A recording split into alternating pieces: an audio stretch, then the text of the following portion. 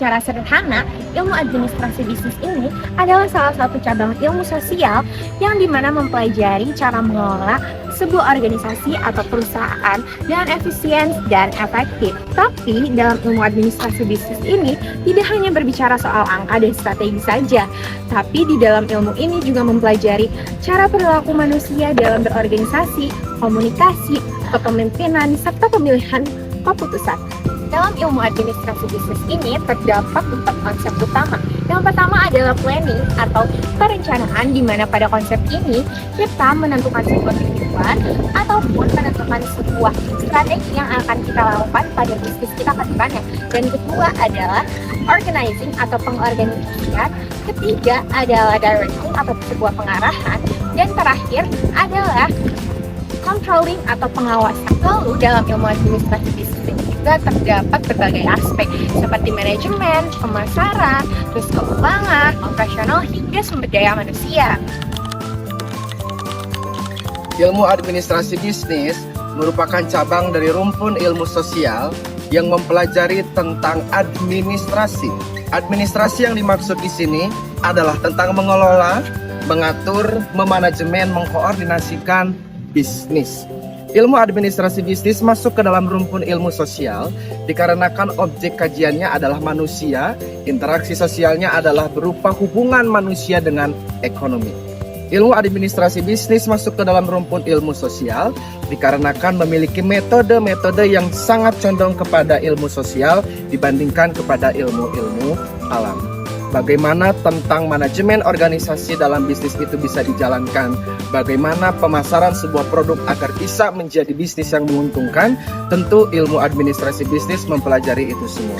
Maka lebih cocok ilmu administrasi bisnis masuk ke dalam rumpun ilmu sosial karena berinteraksi dengan manusia, berinteraksi dengan ekonomi. Bagaimana mengatur ilmu administrasi bisnis itu menjadi suatu ilmu yang bisa berdampak bagi manusia.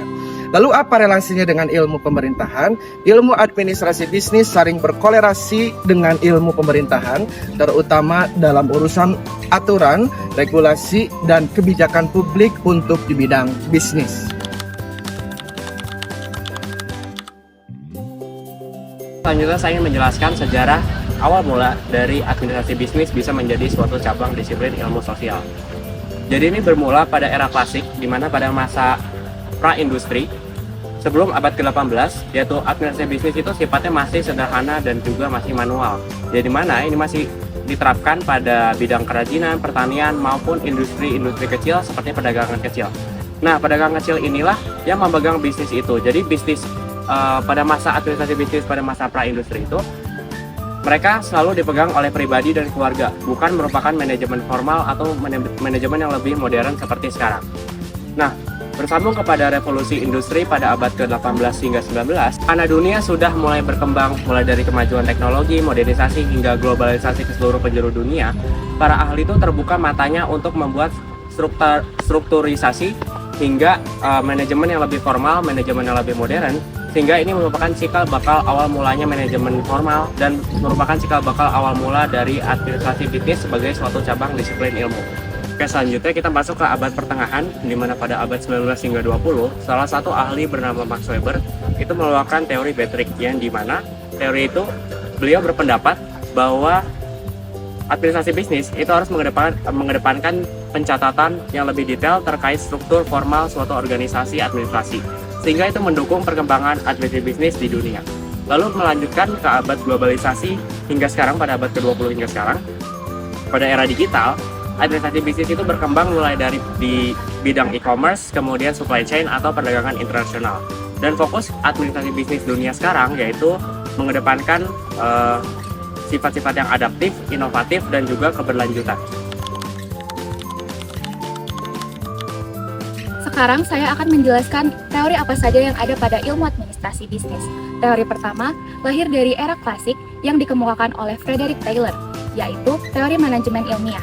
Ia percaya bahwa kerja yang efisien dapat dicapai dengan standarisasi dan pembagian tugas yang jelas. Henry Fayol mengenalkan tentang teori administrasi umum. Ia mengemukakan tentang fungsi manajemen, yaitu planning, organizing, commanding, controlling, dan coordinating, atau yang biasa kita kenal dengan POCCC.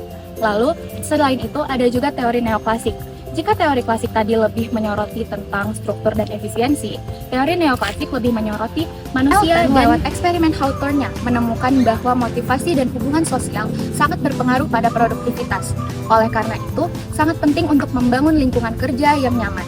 Masuk ke teori modern, ada teori sistem yang menemukan bahwa organisasi sebagai sistem yang terbuka. Artinya, organisasi berhubungan langsung dengan lingkungan di luarnya.